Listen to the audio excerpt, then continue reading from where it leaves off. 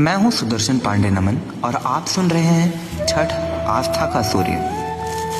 छठ पर्व भारतीय संस्कृति का वह उज्जवल अध्याय है जो श्रद्धा, अनुशासन और प्रकृति के प्रति कृतज्ञता का प्रतीक है। यह पर्व सूर्य देव और छठी मैया को समर्पित है, जिन्हें जीवन, स्वास्थ्य और समृद्धि का दाता माना गया है।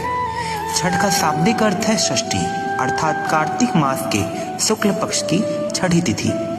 इस दिन उगते हुए सूर्य को अर्घ देकर यह पर्व संपन्न होता है। छठ पूजा केवल एक धार्मिक क्रिया नहीं, बल्कि यह मनुष्य और प्रकृति के बीच सामंजस्य का प्रतीक है, जहां जल, वायु, अग्नि, पृथ्वी और आकाश पंच तत्वों को नमन किया जाता है।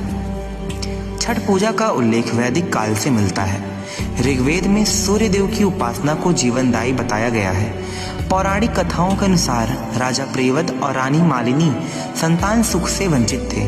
उन्होंने महर्षियों के निर्देश पर यज्ञ किया और उसी समय छठी देवी प्रकट हुई। देवी ने उन्हें पुत्र का वरदान दिया और कहा कि भविष्य में जो भी स्त्री मन, वचन, कर्म से पवित्र रहकर उनका व्रत करेगी, उन सभी की मनोकामनाएं पूर्ण होंगी।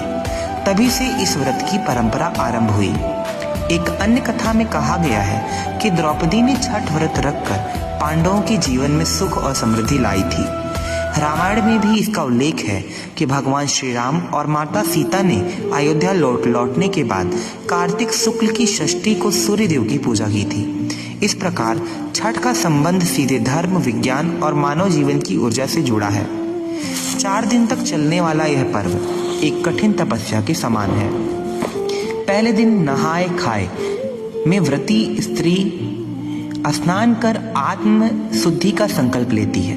दूसरे दिन खरना पर वह निर्जल उपवास रखती है और सूर्यास्त के बाद गुड़ की खीर, रोटी और केले के प्रसाद को ग्रहण करती है।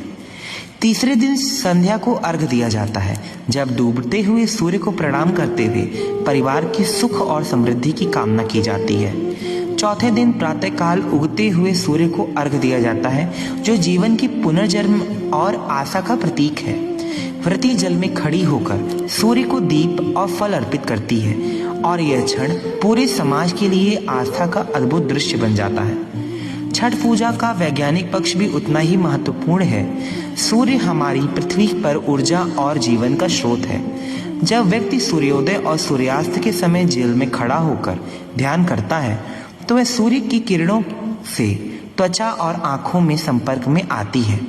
शरीर के भीतर यह ऊर्जा का संचार करती है, जो सकारात्मक रूप में मौजूद होती है। उपवास शरीर को शुद्ध करता है, जबकि जल के संपर्क में मन शांत होता है। इस प्रकार यह पर्व केवल धार्मिक ही नहीं, बल्कि आध्यात्मिक और स्वास्थ्यवर्धक भी है। छठ का सबसे बड़ी विशेषता इसकी सादगी है। इसमें कोई मूर्ति पूजन नहीं, कोई आडंबर नहीं। मिट्टी के घाट, बांस की टोकरी, फल, दीपक और श्रम से तैयार प्रसाद ही पूजन का प्रतीक है। यह पर्व हमें सिखाता है कि सच्ची भक्ति भव्यता में नहीं, बल्कि भाव में होती है। यह पर्व माँ की ममता, स्त्री की शक्ति और परिवार की एकता का प्रतीक है। आज जब तकनीकी आधुनिकता ने जीवन को जटिल बना दिया है, तब भी यह छठ पर्व लोगों को अपनी जड़ों से जोड़ता है। यह हमें सिखाता है कि प्रकृति की पूजा ही जीवन की पूजा है।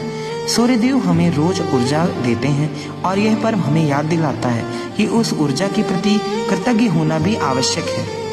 छठ केवल बिहार, झारखंड या उत्तर प्रदेश का पर्व नहीं, यह पूरे भारत और विश्व में बसे भारतीयों के लिए एक पहचान बन चुका है। घाटों पर लाखों दीपक की रोशनी जब जल में प्रतिबिंबित होती है, तो वह केवल एक धार्मिक दृश्य नहीं, बल्कि यह मनुष्य की आस्था का प्रकाश होता है।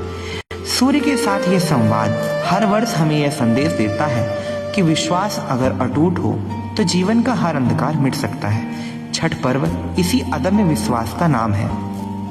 जय छठी मैया, जय सूर्यदेव।